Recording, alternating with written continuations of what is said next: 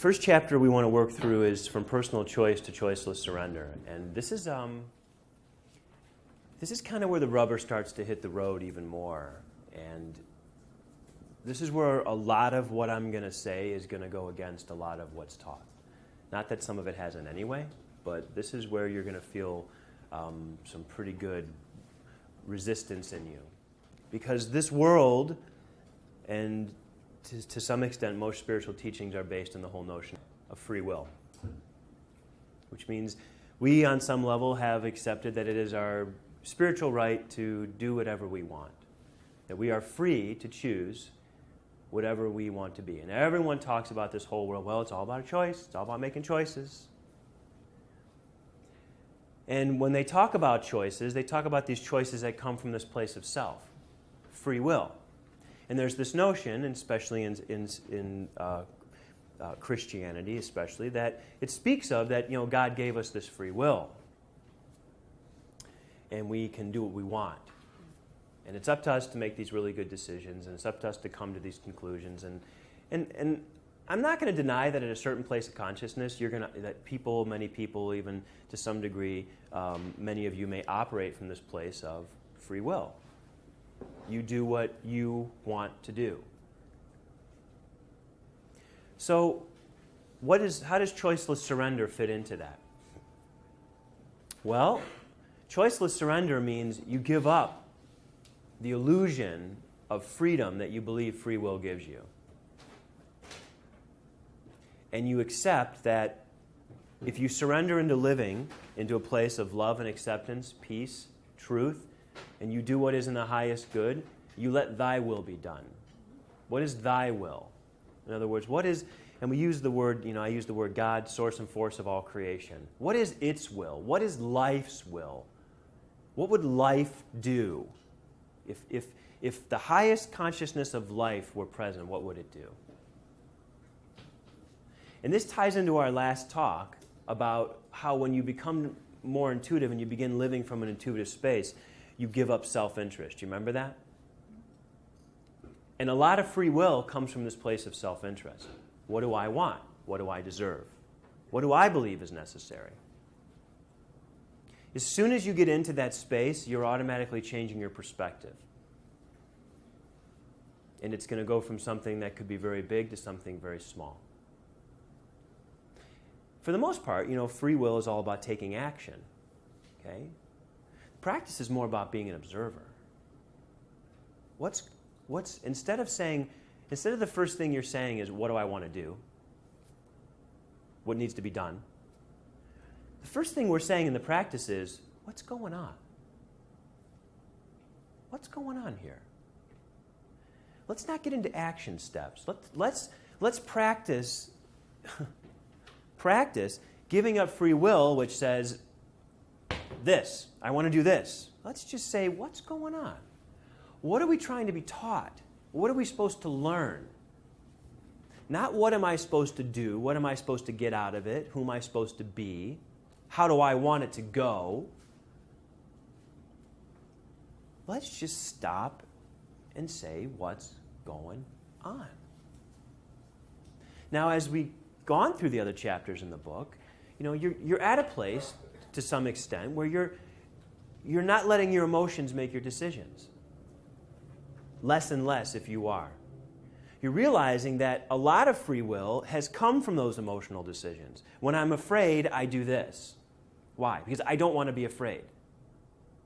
When I'm worried, I do this. Why? Because I don't want to be worried. So we start making free will decisions to get out of emotional discomfort. We want instant gratification. And that's why all addiction is based in free will. You want to feel better. You want it now. This is the way you want it to be. And darn it, you know what? I've got choices and I'm going to make them.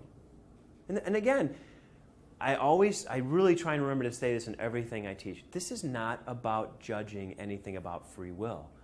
It's a stepping stone. Remember we talked about authorities and all the rest of it? It's all stepping stones. It's all things that you move from one thing to the other. There's free will, and you believe you have freedom in free will until you realize that as long as you're always trying to decide, okay, what do I want? What do I want? Well, it never ends. And if you're saying, okay, I want to do this, okay, and I do this, and I want to do this, and I'm going to do this, and I want to do this, and then I do this, and I want to do that, and then you're sick.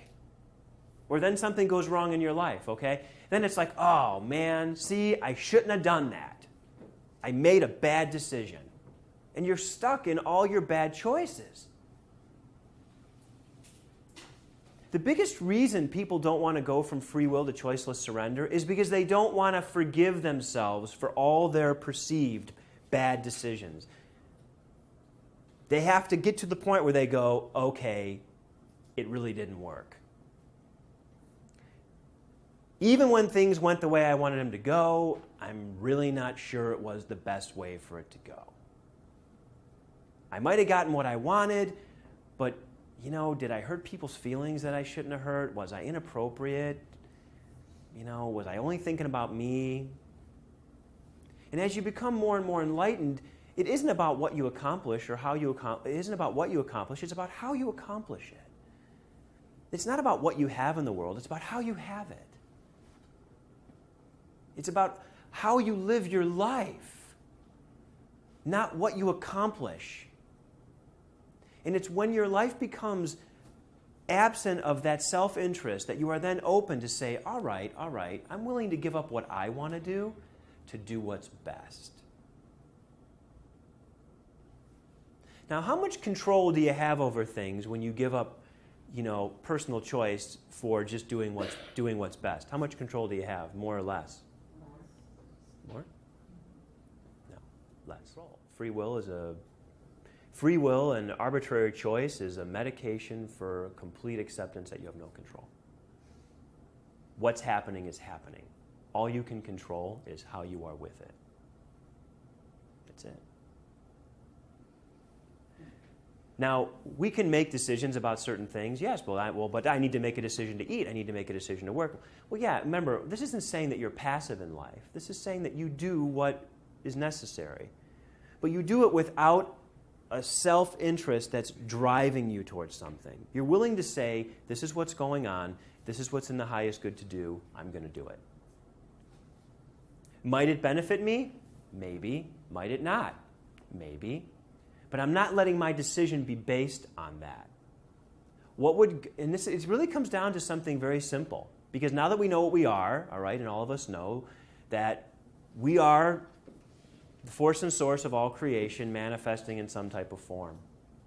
Okay? That it is the essence of God, it is the energy of God, the force and source of all creation in some type of form. All right? So we are that essence in form. What would God do? It's a very simple question. What would God do? Yeah, what would God do? What's in the highest good? Because that's the force and source of all creation, and that's what's directing life. And life is always doing what's best. We might not like what life does, but life is a force and is always moving into a place of higher and higher consciousness. It doesn't matter if you choose it or not.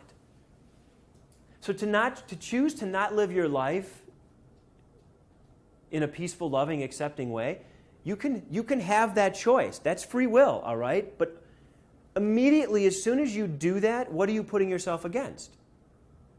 You're putting yourself against life itself. So when you're making these free will choices all the time, you're gambling with that. All right, well, I'm going to do this. Well, is that what life really wants to do? Like, start with what's best for life, and then align, the choices with that. But at that point, they're really not your choices anymore, are they? No. You're an observer. You're looking at it going, life is doing this, and you're saying, I'm going to do that too. Now remember, I'm not saying people. I'm saying life.